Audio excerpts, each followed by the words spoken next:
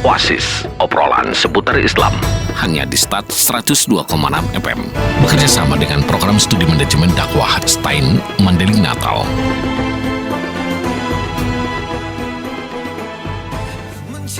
Seratus 2,6 FM Stasiun Suara Satu Kata Penuh Makna Pasti Selalu di Hati. Sahabat Sat FM masih di program obrolan seputar Islam bersama program studi manajemen dakwah ya Stein Mandailing Natal, dan kita masih membahas merintis bisnis syariah sejak usia muda nih. Tadi nih Pak nih, alasan kita berbisnis sejak usia muda itu apa nih sebenarnya? Oke ya, kita lanjutkan kembali nih ya. Yang pertama, kenapa kita harus bisnis sejak usia muda? Alasan yang tadi di awal saya sebutkan ya, kita bisa mandiri secara apa? Secara finansial, tidak tergantung dengan orang lain. Lepas dari bantuan orang tua ya, walaupun memang ya namanya anak, kita punya anak ya tetap saja dia anak kita. Tapi kalau kita lepas dari bantuan orang tua ya, bisa membiayai hidup sendiri, itu sejak muda itu luar biasa. Untuk saat ini, untuk zaman sekarang itu sudah sungguh luar biasa. Kemudian yang kedua, kalau kita memulai bisnis sejak usia muda, kita bisa nih coba berbagai macam bidang usaha. Yang satu gagal, oh saya tahu saya gagalnya karena nih coba bisnis yang lain. Oh saya udah pernah bisnis ini, saya pernah gagal di sini, problemnya ini masalahnya gitu. Berarti harus ada mental juga dong? Ya haruslah. Mentalnya harus kuat kan? Harus dilatih ya, harus punya dilatih. Mental baja lah kira-kira seperti itu. Jadi itu ya, semakin cepat, semakin muda usia kita untuk mengelola usaha, kita punya berbagai alternatif pilihan nih. Jenis usaha apa sih yang sebaiknya kita buat ya? Kalau bisa sesuai dengan passion, sesuai dengan hobi, wah itu luar biasa. Ya, kemudian yang ketiga, semakin muda usia orang, kreativitas orang masih tinggi ya. Jadi imajinasinya masih bagus, kreativitasnya bisa dilatih terus menerus. Kemudian ya, kalau usia muda itu sudah kita punya usaha, kita punya bisnis, kita bisa bijak mengelola keuangan kita. Saya punya keuntungan misalnya 1 tahun 20 juta nih. 20 juta ini saya bikin bisnis baru, saya kembangin produk baru, saya tambah pelanggan baru, atau saya poya-poya. Iya, jadi semakin muda usia kita bisa semakin bijak mengatur keuangan kita. Ya, mengatur keuangan, mengelola keuangan kita. Kemudian lagi alasan berbisnis secepatnya nih pada saat kita usia muda. Ketatnya persaingan ekonomi ya, ketatnya persaingan lapangan kerja yang makin lama makin sulit ya. Mau nggak mau kita akui sulit ya. Jadi oke lah, sulit lapangan kerja. Ayo kita bikin usaha. Nggak punya modal, coba cari partner ya. Dia punya uang, kita punya ide, kita punya gagasan, coba tawarin. Saya punya konsep ini loh, kamu bisa nggak support saya pendanaan? Kita share profit 3 tahun, 5 tahun dan segala macam. Bisa seperti itu, banyak sebenarnya sudah dilakukan oleh anak-anak muda seperti itu. Dan itu harus ada link kita dong ya, harus ada pergaulan, harus ada. Iya. Kalau nggak ada ya kan gimana? Harus membangun itu ya. Nanti akan saya jelaskan juga lah ya, pentingnya dari sisi Islamnya lebih pentingnya silaturahmi. Ya, ini nyangkut bisnis juga. Seperti itu ya. Kemudian, nah ini dia.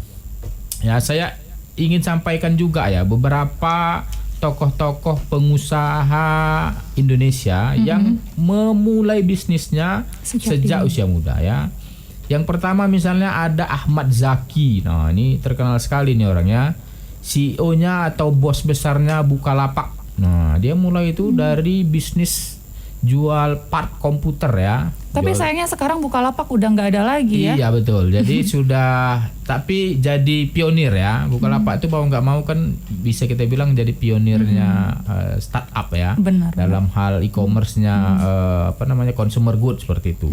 Kemudian ada William Tanuwijaya. Nah, ini yang punya Tokopedia, Tokped ya. Dia memulai bisnisnya itu ya dari jaga warnet.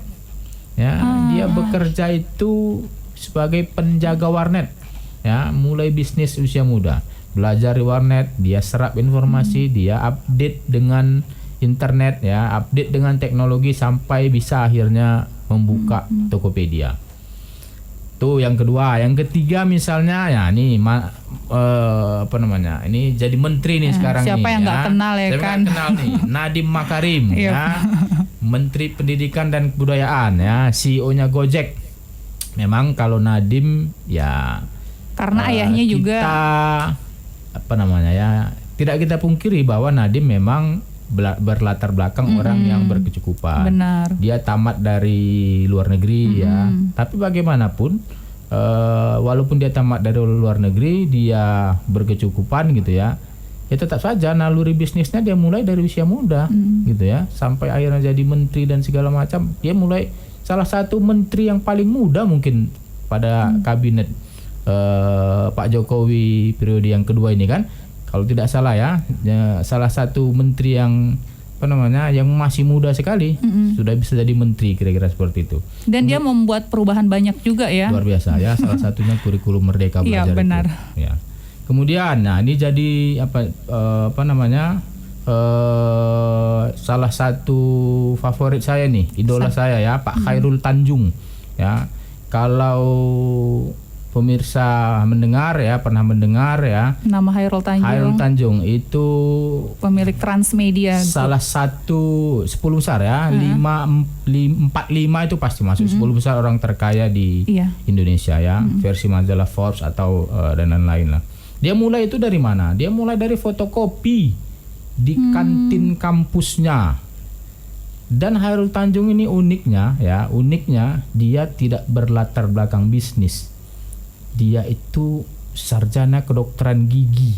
Oh iya ya. Dia sarjana kedokteran gigi, buka usaha di kampusnya ya, sampai akhirnya menjadi taipan, menjadi pengusaha besar, menjadi pengusaha sukses. Dia punya Trans Trans TV, Trans Video dan segala macam. Transmedia Group. Transmedia Group. Dia punya Bank Mega namanya Mega, ya. Dia punya asuransi, dia punya hotel, dia punya Carrefour sekarang ya. Dan itu tadi lini bisnisnya dia integrasikan satu sama lain sehingga pembangunan bisnisnya itu dilangsungkan secara simultan. Jadi satu lini bisnis menopang bisnis yang lain. Ya, jadi dia jual kredit card lewat Bank Mega, ya, dikasih merchant di hotel-hotelnya. Dia bangun aplikasi seperti Traveloka, tapi saya lupa namanya. Dia integrasikan ke sana. Ya, jadi satu bisnis itu menopang bisnisnya yang lain. Nah, itu luar biasanya Pak Khairul Tanjung. Harus pakai kartu Mega biar bisa Iya, belanja. jadi memang ya integrasi. Jadi satu bisnis yang lain itu sama-sama tumbuh sehingga memang ya berhasil gitu. Dan nah ini salah satu yang menjadi menjadi idola saya. Dia itu bukan keturunan orang mampu dan dia generasi pertama loh. Kalau misalnya kita bicara orang terkaya nomor satu misalnya Budi Hartono, ya Budi Hartono, Michael Hartono, kemudian Sampurna, kemudian James Riyadi dan segala macam. Itu generasi selanjutnya yang memang orang tuanya sudah jadi taipan besar. Iya, benar. Tapi Khairul Tanjung ini generasi pertama loh. Pribumi dia asli. bisa menembus 10 besar orang terkaya di Indonesia dan dia jadi orang pertama di generasinya gitu. Itu kan luar biasa. Luar biasa ya, triliunan uangnya sekarang. Itu Khairul Tanjung. Kemudian nah ini juga idola saya nih salah satunya Datuk Sri Tahir. Ya, ini orang dermawannya luar biasa. Ya. Jadi dia selalu mengimbangi bisnisnya dengan sosial ya. Datuk Sri Tahir ini yang punya Mayapada Group. Memang dia menantunya James Riyadi yang punya Lipo Group seperti itu. Saya baru kenal nih Datuk Sri Tahir ini. Nanti boleh di Google, di searching ya. Coba dibacalah kisah perjalanan hidup. Itu dia mulai dari kalau bahasa Mandailinga toke lah ya. Bos besarnya becak. Ya, jadi dia menyewakan becak-becak kepada tukang becak, ya dicicil sampai ini mampu selesai becaknya. Jadi dia memulainya itu dari situ tuh. Memang pada saat kecil diajarkan oleh ayahnya ya jualan, dagang dan segala macam. Jadi dia jadi toke becak sampai akhirnya besar. Dan nah uniknya gini, Datuk Sri Tahir ini adalah menantunya James Riyadi. James Riyadi itu siapa? Yang punya Lipo Group, Iya, kalau salah itu satu tahu. taipan orang Indonesia juga 10 besar ya. Dan apa yang dibilang James Riyadi pada saat dia menikahi putrinya gitu ya, Datuk Sri Tahir menikahi putri James Riyadi, dia bilang, you tidak boleh masuk ke bisnis saya. Bayangkan itu, ada mertua yang bilang ke menantu, kau nggak boleh masuk ke bisnisku. Dia bilang, apa yang akan kamu lakukan? What will you do? Dia bilang gitu kan. Dia jawab, satu hari ya, one day I'll beat you katanya. Suatu hari aku akan berhadapan denganmu katanya, dan berhasil. Itu orang luar biasa ya. Mungkin kalau sering nonton podcastnya anaknya Grace Tahir, nah itu baru benar-benar apa sih istilahnya itu, kalau Indra Kents itu kan apa namanya itu? Apa namanya? Kaya banget gitu kan. Oh iya, ada jargon-jargonnya. Ya, ada jargon tertentu yang palsu gitu kan. Tapi kalau Grace Tahir itu luar biasa. Ya, jadi punya banyak uang itu tidak harus merubah perilaku kita sih sebenarnya. Ya, kalau perilakunya sederhana, sederhana aja. Uang kita banyak, nggak perlu tonjol-tonjolkan. Uang kita triliunan ya biasa-biasa aja gaya hidupnya gitu ya. Nah itu uniknya, saya salah satu idola saya nih Datuk Sri Tahir itu orangnya luar biasa. Ya, jadi banyak sekali pengusaha-pengusaha sukses di Indonesia ini jadi kaya, punya banyak uang ya, yang memulai bisnisnya sejak usia muda. Jadi kita lihatnya jangan di suksesnya dulu ya, cara dia suksesnya nih gimana. Iya, itu yang harus kita contoh. Ya. Tapi kita berharap sih sesukses dia gitu ya. Walaupun tinggi pengharapannya, tapi nggak apa-apa ya. Iya, betul. Nah kalau harus berbisnis secara syar'inya gimana nih Pak nih? Oke ya, nah ini kita masuk ke intinya nih ya. Saya kutip satu ayat saja di antara banyaknya ayat-ayat yang lain di Quran yang bicara tentang perniagaan atau berbisnis kira-kira gitu ya. Ini saya mulai nih dengan tugas dan fungsi kita sebagai manusia ya. Dalam Quran surah 51 ayat 56 disebutkan bahwa dan aku tidak menciptakan jin dan manusia melainkan mereka menyembahku katanya. Apa artinya? Apa kata Allah itu? Apa maksudnya? Nah gini, untuk beribadah itu kita butuh sehat. Untuk sehat itu dibutuhkan nafkah. Untuk mendapatkan nafkah itu kita harus berusaha ya, untuk menafkahi diri kita, untuk menafkahi keluarga kita, untuk menafkahi orang-orang yang tidak mampu. Saya selalu sampaikan di kelas begini, kamu harus jadi orang kaya, kamu harus punya banyak uang. Kenapa Pak harus punya banyak uang? Apa alasannya? Supaya satu, kamu mampu untuk membantu orang yang tidak mampu. Ya. Kita banyak selalu gini, mohon maaf ya, saya selalu kadang-kadang berpikir sedikit nyeleneh boleh lah ya gitu kadang-kadang ya. Kita banyak berderma bangun rumah ibadah ini dan segala macam, tapi kadang-kadang saya berpikir, bisa nggak sih pembangunan untuk hal-hal yang seperti itu dialihkan misalnya ke daerah kawasan yang tertinggal? Untuk apa? Untuk rumah-rumah yang tidak punya listrik saya yang bayarin. Iya. Listriknya. Saya panggil PLN, pasang tiang listrik di sini pakai uang saya. Itu ibadah nggak? Ibadah. Banyak jalan jalan yang bisa kita buat untuk meningkatkan amal kita. Ya, coba misalnya didata nih daerah mana mungkin di sini Panyabungan Timur mungkin daerah kesana yang rumahnya tidak mendapatkan aliran listrik. Tarik, bayarin tagihan bayarin saluran listriknya biar dia mampu anaknya belajar, biar mampu anaknya mendapatkan informasi supaya anaknya maju. Kalau anaknya maju, kabupatennya maju, Indonesianya maju. Itu akan berjalan seperti itu kan? Nah ya, jadi banyak cara untuk kita beribadah ya, dan ya itu tadi balik lagi bahwa manusia yang paling bernilai di mata Allah itu adalah manusia yang paling bermanfaat bagi orang lain ya. Nah itu tadi yang saya sampaikan, memang mencari nafkah itu adalah hal yang wajib kita lakukan agar kita bisa beribadah. Jadi tujuan akhirnya itu adalah memang untuk menyembah Dia. Untuk menyembah Dia kita butuh sehat dong. Iya. Ya kan? Kalau kita nggak sehat gimana coba? Untuk bisa sehat kita harus punya nafkah. Kita harus punya usaha. Kita harus punya penghasilan agar kita bisa beribadah kepada Allah Subhanahu wa taala. Itu dia. Jadi saling berhubungan ya. Baik, sahabat Stat FM, waktunya juga sudah tidak memungkinkan lagi nih untuk kita perpanjang ya. Pokoknya intinya kita semuanya diajak untuk berbisnis, yang utama adalah berbisnis syariah sejak usia muda ya.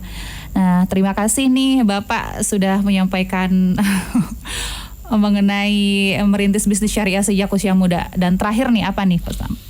Oke ya, yang terakhir nih saya tutup dengan kenapa sih kita ya bisnis boleh, tapi kenapa sih harus syar'i kan kira-kira gitu kan? Iya. Nah ya di dalam maqasid syariah ya, kenapa bisnis itu harus secara syar'i kira-kira seperti itu? Sebenarnya tidak usah terlalu ribet-ribet berpikirnya, tiru aja apa yang Nabi lakukan dah. Insya Allah selamat dunia akhirat ya. Yang pertama, kenapa kita harus belajar syar'i? Bahwa bisnis kita itu tidak hanya bisnis, tapi harus bisa menjaga agama Allah.